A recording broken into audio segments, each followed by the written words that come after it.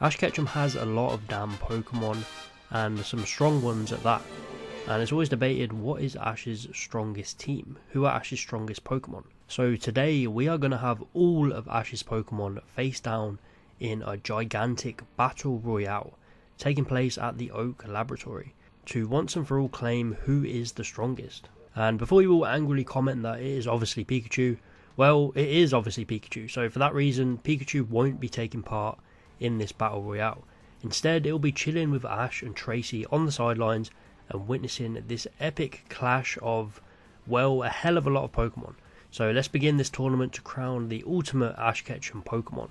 Alright, so before we begin, let us set some rules and meet our competitors. So for starters, all of Ash's Pokemon at the lab will be taking part in this battle royale, from his Kanto team all the way up to his Journeys team.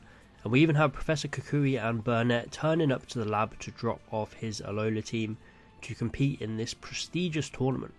And in a similar fashion, Officer Jenny drops off Squirtle and Anthony drops off the champion himself, Primeape, because we all know Primeape would not turn down such a challenge. Also, I'm bringing back Butterfree, Lapras, Greninja, Goodra and Naganadel, Pokemon that Ash has technically released, but they would all be raring to go and wanting to be involved in this. I'm leaving out Larvitar and Nebby because these are Pokemon that are still in that weird bracket. I mean, technically the anime kind of confirmed Ash owned them, but I still refuse to accept that he did, and he never battled with them, so they're a no-go for me. And lastly, we are including Mimey, who Ash technically owns and did battle with. So with all that being said, the final count is 82 Pokemon competing in this colossus of a battle. And bear in mind that 30 of them Pokemon are Tauros, so be on the lookout for a rampaging pack of bulls. So as Ash and the gang watch on, the battle to crown the best begins. Taking place at Oak's lab, there is plenty of terrains to explore and the Pokemon aren't forced to stay in the middle. So off the bat, a lot of them spread out and separate. Gibble being Gibble runs in with haste and lets off a giant Draco Meteor to signal that it's time for the fun to begin. Oshawott starts running around carefree and comes across Bulbasaur, a Pokemon who knows this place better than most. Bulbasaur quickly deals with Oshawott with a few Razor Leafs, and this marks our first knockout of the tournament, with Oshawott placing 82nd. We find Infernape at the centre of the lab roaring with determination. We know it loves to test its skill against fellow fire types, and it goes head to head with Talonflame, who soars down from the skies with Flame Charge. Infernape takes some damage, but Talonflame flees. They felt it was a little too early for a battle of this magnitude. Two of Ash's water types find each other near the lake area, Corphish and Totodile. They're both trying to be intimidating as always, and they end up firing back and forth Aqua Jet and Water Gun, but they both miss and hit a nearby tree. Bad move. It looks like Snorlax was sleeping under that tree, and that just woke him up. Snorlax uses Hyper Beam and knocks both Corphish and Totodile out of the Royale, and of course it goes back to sleep straight after. At this point the battles are well and truly underway, but we have a few Pokemon on the outskirts. Sceptile is atop a tree relaxing, waiting for it to get serious. Gengar is just goofing around, playing pranks on everyone, and Lapras has found itself a nice bit of water to take a swim in. However, we have some fierce action taking place in the skies as a three-way aerial battle begins between Swellow, Staraptor and Unfezant. Swellow is taking control with its double team and air slashes, but Staraptor is holding its own. Can't say the same for Unfezant though, who's taking most of the heat from them both. Swellow ends up getting the final blow with a quick attack, taking Unfezant out of the battle. Swellow and Staraptor respect each other's strength and go their separate ways for now. We find Greninja meditating under a waterfall, preparing for the final stages. However, a surprise attack out of nowhere, a frenzy plant comes out of the ground to grab Greninja and interrupt its focus. It's none other than Torterra, who was lurking, waiting for this moment. Greninja was taken aback, but we all know it's no stranger to dealing with vines. With swift movement, it cuts through Torterra's frenzy plant and hits it with a water shuriken and aerial ace combo to knock Torterra out of the battle. This early on, a strong Pokemon like Torterra taking the dive. Maybe the next time it will know better not to interrupt Greninja. We head into the forest where we find a Johto standoff between Bayleaf and Donphan. Donphan using its rollout to try and force an opening, but Bayleaf is standing strong. Donphan goes for Hyper Beam, but Bayleaf dodges and takes Donphan out by pulling it in with the vine and finishing it off with Body Slam. Donphan finishing 77th, leaving 76 Pokemon remaining. Nearby, atop the trees, an observer just saw a weakened Bayleaf take down Donphan. We hear a cry from the trees and see a masked Pokemon in a wrestling outfit fly down with speed and grace using Flying Press to take out Bayleaf. A pretty early exit for Ash's Johto Grass starter, but also showing that this battle isn't just about strength but also stamina. In the middle of a grassy plain, we find Melmetal spinning around with no care in the world, joined by its pal Rowlet, who is of course asleep. Caught off guard, they're forced into a 2-on-2 battle with Dracovish and Sirfetch'd, with Dracovish running headfirst with its Dragon Rush targeting both of them. Rowlet manages to dodge with Feather Dance, but Melmetal takes the bulk of the attack. Rowlet hits back with a Razor Leaf and Melmetal swings a double Iron Bash, and just like that, one of Ash's champion team members is out, and it's all down to carelessness. Sirfetch'd looks back with annoyance but stands its ground as the honourable Pokemon it is. Just as the battle is about to resume, the flock of 30 Tauros come running past, separating the three Pokemon and doing a bit of damage. Rowlet in frustration uses Brave Bird and manages to take out 2 of the Tauros before separating. We find Scraggy, who seems to be a bit annoyed as all the other Pokemon are ignoring it and it wants to get involved. So Scraggy, being Scraggy, charges down a nearby Pokemon, and unfortunately it turns out to be Charizard, who just completely destroys it with one flamethrower, knocking Scraggy out. Elsewhere, Leavanny seems to be making clothes from leaves. I don't think it realises that it's in a battle royale here. It's quickly blindsided by this crash of fire. It was too quick to see what Pokemon it was, but it takes Leavanny out in just one move. Bulbasaur, being pretty reserved in this battle so far, meets up with Squirtle, its long-time pal. They don't fight, but instead they form a team and stick together for the time being. Heracross and Quilava don't appreciate this, and we get to see a full-on Kanto versus Johto showdown. Wait, I think maybe Heracross is just trying to suck Bulbasaur's sap again. Quilava causes chaos with Eruption, separating our Kanto duo, while Heracross charges at Squirtle with Megahorn, taking it out of the battle. An upset and angry Bulbasaur flees the scene as it couldn't protect its buddy. Mimey doesn't seem to be too interested in battling. Instead, it's been goofing around, pretending to mow the lawn, covered by its barriers. I think it's just trying to wind everyone up, to be honest. But then we see this purple Pokemon that leap out from the shadows, uses Thunderbolt to clear out Mimey's barriers, and then finishes it off with Sludge Bomb, and does a spin as a victory dance. Of course, it was Naganadel. Deep into the lab, we find a rocky terrain where we see none other than the champ himself, Primeape. And for some reason he's building his own boxing ring. He literally has been doing this the whole time while everyone else has been battling. He sits in his corner awaiting challengers, and it doesn't take long until the duo of Palpitoad and Boldore show up. 2-on-1, it does not matter to Primeape. He takes them both out with Seismic Toss and then sits back down awaiting his next challenger. Near the water area, we find Kingler, who is just looking for some action. He's thinking back to past glories, his sweep against Mandy at the Indigo League, the good old days. And before it gets another chance, Dragonite sweeps in from above and takes it out with a Draco Meteor. Poor guy. We stumble upon a matchup that should only be saved for the later stages, but it's happening right now. It's Lucario facing down a Crocodile, two of Ash's fiercest Pokemon. Powerful attacks back and forth, but in the end, Crocodile goes down to an Aura Sphere. Lucario was just too quick and too strong for Crocodile to handle. A massive upset early on as Crocodile crashes out in 65th place. Looks like Gliscor is also getting revved up to join the battle. It's having fun as it goes after the flock of the 28 remaining Tauros, managing to take another 5 out with its Giga Impact. Slowly them Tauros are dwindling down. A prowling Lycanroc looks for his first sniff at victory. He comes across Muck, who tries to smother him with his giant gooey body, but Lycanroc doesn't have time for these games. The Alola Champ Pokemon isn't playing around. It bites its way free and then annihilates Muck with a Stone Edge, saying goodbye to Muck. Back at the waterfall, Greninja is meditating again, but then Glalie swoops down, freezes the whole waterfall, and at the same time Weasel is behind Greninja, is covered from both angles.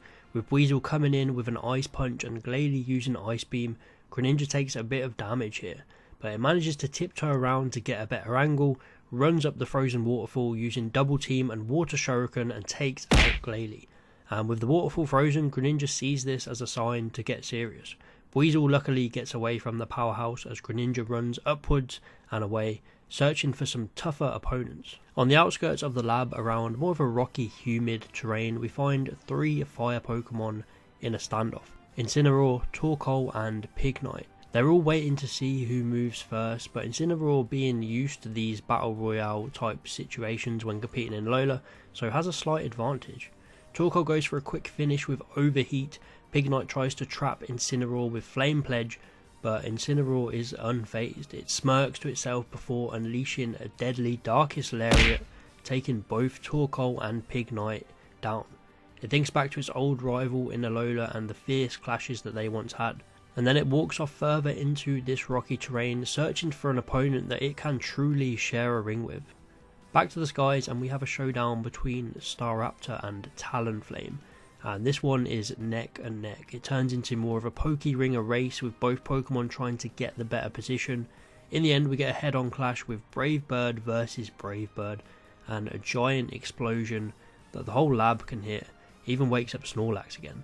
Both birds crash to the ground, Talonflame unable to battle, and Staraptor is just hanging in there by a thread, but it's taken a hell of a lot of damage. It manages to scurry off into the forest area and finds itself a citrus berry, knowing that its battle is not yet done. It still has one more fierce foe to take down. Back into the skies, we find another duo slogging it out, and it's Pidgeot and Noctowl, the original bird facing the shiny bird. Noctowl trying to confuse and use all of its tricks to stop Pidgeot, but Pidgeot, filled with life, recently joining back up with Ash, its years spent training in the forest with the Fearow and the Spearow, Pidgeot pulls through this battle and takes Noctowl down. As the remaining 23 Tauros roam around on the outskirts, we find a lone Unova survivor, Snivy. Scared but also determined, it finds a dark cave at the back of the lab and plans to set up an ambush. It stares into the darkness of the cave, but then out of nowhere sees these glaring eyes staring back through the darkness. A giant claw strikes at Snivy, knocking it back out of the cave and taking it out of the fight. While a few of the Tauros are literally dropping off from pure exhaustion, taking down 3 more of them. Atop the tallest tree, Sceptile realises that a lot of Pokemon have fell. It's finally time for the forest Pokemon to join the fray. Snorlax, who has now awoken from the earlier explosion, tries to get involved, but Butterfree comes along and uses sleep powder to put it back to sleep. All of a sudden the rain starts pouring in, and we see a menacing Goodra standing there, which lures in a few more competitors. We have a 4-way standoff with Butterfree, Goodra, Quilava and Gliscor. Quilava, quick to act, takes down Butterfree with a Flame Wheel, but it was no time to celebrate as Goodra fires off a Dragon Pulse which takes out Quilava instantly, and also does a fair amount of damage to Gliscor, who manages to ride the winds and get away. The rain stops as Goodra rests up for a bit, knowing it's made a massive impact. We find Lapras in a pond, still yet to make much of a move, but its peace is interrupted when it comes across Gible. Chaos erupts as the pack of Tauros also happen to charge across at the same time. Lapras lets out a huge ice beam, freezing a bunch of the field and taking down 5 of the Tauros, while Gible releases a Draco Meteor which takes down another 5 of the Tauros. The remaining 10 Tauros storm off, leaving a standoff between Lapras and Gible. Lapras uses the new icy terrain to its advantage, and Gible is left sliding everywhere, and it just was too much for Gible to handle, and it goes down to one last ice beam. With just 36 Pokemon remaining, Gengar decides to start getting involved. It catches Pidgeot off guard, appearing from a tree, hitting it point blank with a Shadow Ball, taking Pidgeot out of the battle. This battle royale is well and truly heating up. Goodra lets out another rain dance which covers the entire lab, and without knowing it helps out Weasel, who is in a standoff with Surfetched. It makes Weasel quicker thanks to its Swift Swim ability, and we see a really great clash between these 2 warrior Pokemon. An Aqua Jet and Meteor Assault clash and both Pokemon knock themselves out. Ash looks back from the sidelines with a smirk. He enjoyed that one. And with just 33 Pokemon left, every single battle was an intense one. We catch up with Sceptile, who is on the hunt for some tough foes. It comes across the icy plains that Lapras throws, and he senses that Lapras is nearby. And just as it begins, it's already over as it slashes through Lapras with a Leaf Blade, taking it out. Naganadel stumbles upon the cave where Snivy was taken out by the mysterious Dark Menace. It uses Thunderbolt to light up the cave, and we find none other than Noivern. It springs out the cave and they both take to the skies, with the rain still pouring down and a thunder crash comes out of nowhere. It's none other than Zapdos. This intense battle was bound to bring some attention, and Zapdos just intends to sit and watch this clash of titans. As they crash in the skies, Noivern tries to hit it with a Dragon Claw, but Naganadel was too quick. One last Dragon Pulse defeats Noivern. It just wasn't strong enough to face down the Ultra Beast. As the rain dance dies down, we head back to the rocky terrain where we find Primeape sat in his ring, still waiting. And just like that, challengers start appearing. Heracross arrives from the forest area. Howlucha drops down from a cliffside nearby, making a flashy entrance. Howlucha feels that this ring is the perfect place for it to shine. But we all know a battle royal requires 4 Pokemon, and the last to arrive from the distance is Incineroar. He'd been looking for some strong opponents and he's just found them. Heracross is the first to fall as Incineroar lets out a giant fire blast that makes direct contact. Heracross, already weakened from earlier, couldn't handle the heat. Howlucha dives in on Primeape. Primeape starts thrashing around the ring and tries to hit Howlucha with a seismic toss, but despite Primeape's years of training, it has never faced a foe as determined as Howlucha. Howlucha lands an X-Scissor before finishing the champ off with a high jump kick. Howlucha takes off Primeape's P1 Grand Prix belt and wears it for itself, but there's still one more battle here as Incineroar and Howlucha face off. At the exact same time, we find a heated up Infernape facing off against Rowlet and Melmetal, who have once again teamed up. This time Rowlet couldn't get away with Feather Dance. Infernape hits it with one fire punch and Rowlet gets defeated. Angering Melmetal goes off into a spinning Iron Bash rage, but it ends up straying away from Infernape, and as this battle rages on, Infernape's fire is getting hotter and hotter. The remaining 10 Tauros stampede past Snorlax, who was still asleep due to Butterfree's sleep powder, but this wakes Snorlax up for the final time. It lets out a Hyper Beam, taking out 5 more of the Tauros. Only 5 of them remain. Only 23 Pokemon remain in total, and they are truly the best of the best. We cut back to the ring where Incineroar and Howlucha are still going at it, but one of them has to lose this. Despite both of them hanging in there, giving it their all, Incineroar was just too much for Howlucha to handle. A flurry of Fire Blasts and Darkest Lariats, and Howlucha falls, crowning Incineroar the champion of this mini battle royal. After taking a lot of damage, Incineroar heads back to where the action is, looking for even more glory. Melmetal is still raging with double Iron Bashes and manages to take down another 4 Tauros, leaving just 1 left. But it's not just any regular Tauros, it's the prize Tauros who competed in the Tauros battle competition and also helped Ash take down Annabelle of the Battle Frontier. Its horns are scarred, so you can tell it's been in many battles, and it charges down Bulbasaur and Charizard, who have just been chilling by the entrance to Oak's lab.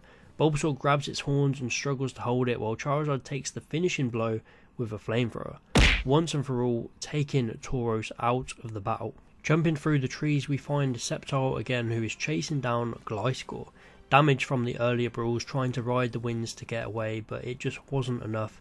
Sceptile springs towards it like it's hunting down prey, and Leafblade takes it out of the fight. Charizard has been pretty quiet so far. He feels like it's time to get more involved. He flies up high and lets out a huge scream that alerts pretty much everyone. But who dares face him? It's Naganadel, already weakened from its fight with Mimey and Noivern, but it's not backing down after getting the nod of approval from Zapdos. The two clash in the skies, thunderbolts crash down trying to hit Charizard, but Charizard fires a point-blank flamethrower, grabs a hold of Naganadel. Ash smirks on the sidelines, telling Tracy that Charizard has gone back to its roots, as Charizard flies up high and starts spinning and crashes Naganadel down to the ground, winning the battle with its signature seismic toss. Greninja comes face to face with Lucario, who's been pretty quiet so far as well, but it remembers its old mentor. The two trade blows back and forth with respect, but before they decide the victor, a bunch of other Pokemon get involved. An awoken, enraged Snorlax fires off ice punches while Goodra lets out a Dragon Pulse.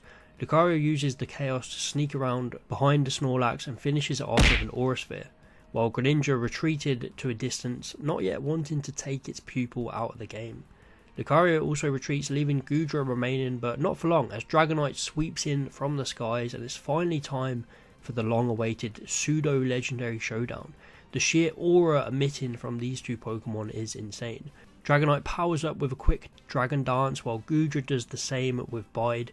Dragonite goes in for a Dragon Claw and Goodra unleashes its energy from Bide, and it ends up with Goodra knocked out. Dragonite heavily damaged. Maybe this would have been a different story if Goodra didn't take heavy damage from a previous opponent, but Dragonite comes out on top of the two pseudos. With just 13 Pokemon left, these really are the cream of the crop, the strongest of the strongest. Every single battle fearsome, and most of them are heading back to the centre of the lab, including Gengar, who has just come up against Lycanroc. A true battle of powerhouses. Lycanroc dodges Shadow Ball and hits Gengar with a bite, which makes it flinch. Lycanroc uses this chance to finish off Gengar with a Stone Edge, but with its final bit of energy, Gengar lets out a Will-O-Wisp, burning Lycanroc before falling. Bulbasaur comes running in, seeing the opportunity to defeat the Alola champ, but before it can, Melmetal appears from behind. And then all of a sudden Charizard swoops in next to Bulbasaur. Just like that, we have a Kanto versus Alola standoff. Melmetal lets out a giant flash cannon that hits Bulbasaur and takes it out. And just as quick, Charizard lets one of the hottest flamethrowers it's ever produced, burning Melmetal to a crisp and knocking it out. Sat atop its perch, Swellow feels it's time to finally settle an old score. It leaps from its nest and soars to seek out Staraptor, who had the exact same feeling. The birds clash in the skies, the last two remaining birds, to once and for all settle who is the king of the skies. Staraptor using close combat to chip away at Swellow, but Swellow, determined as ever, hangs in there, uses double team to throw Staraptor off, and then a flurry of air slashes and aerial aces. Both Pokemon are weakened and on their last legs.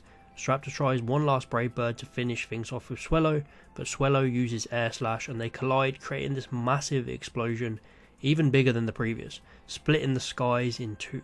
Swellow is the last bird standing as Staraptor falls to the ground in defeat, but Swellow hasn't got much left in the tank, so it withdraws with honour after achieving its status as Best Bird. That giant explosion signalled the start of the end, with the remaining Pokemon being Charizard, Sceptile, Infernape, Greninja, Dragonite, Lucario, Lycanroc and Incineroar. The best of Ash's Pokemon all gathered in one place to claim the crown.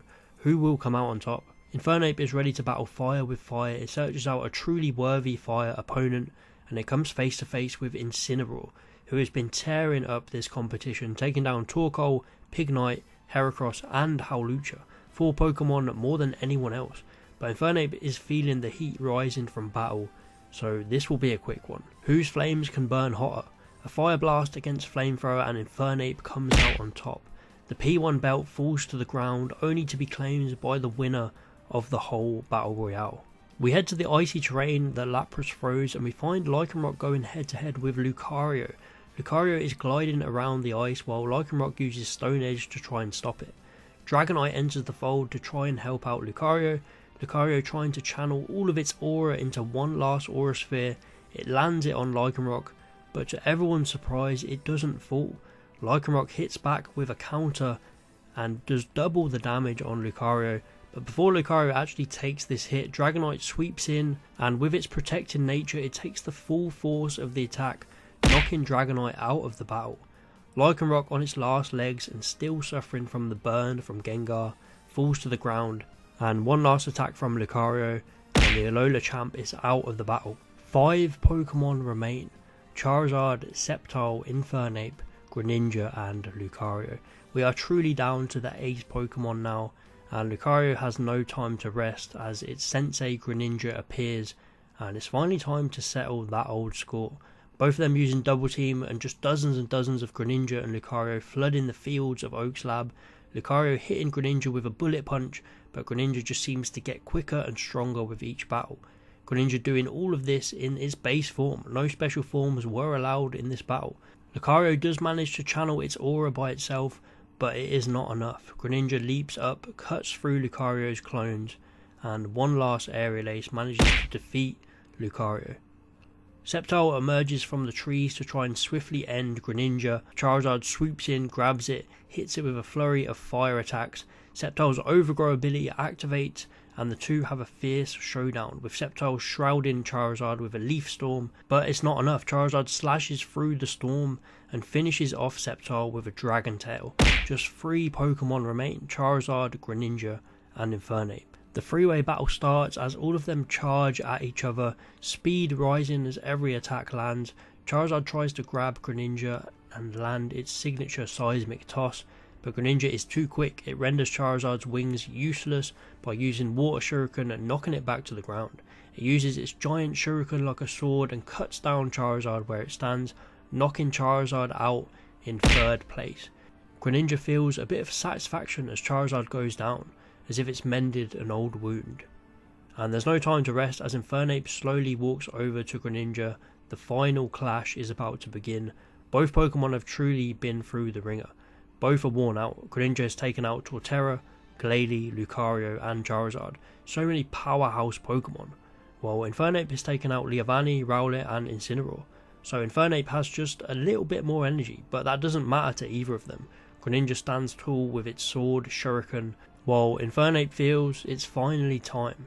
All of the heat that it's been building up throughout this battle is ready to unleash. Greninja uses Double Team and Cut, trying to catch Infernape off guard, and it works, landing a hit. But then Greninja lands a flurry of Shuriken attacks. Infernape looks back and smirks. Ash on the sideline lowers his hat and smiles, and says to Professor Oak, well, I guess it's over. A giant explosion of flame and heat erupts, and Infernape lets out its Blaze ability. It's pure red as it unleashes this power that completely destroys most of the terrain at Oak's lab, the whole battlefield burnt to a crisp. Greninja remains on its feet after taking this attack. It looks at Infernape with a nod of respect, and falls to the ground defeated. Infernape wins the Battle Royale and takes its place as Ash Ketchum's champion Pokemon. It picks up the P1 Grand Prix belt worn by many over the course of this tournament and screams out in victory, as Ash and Pikachu congratulate it for a battle well fought.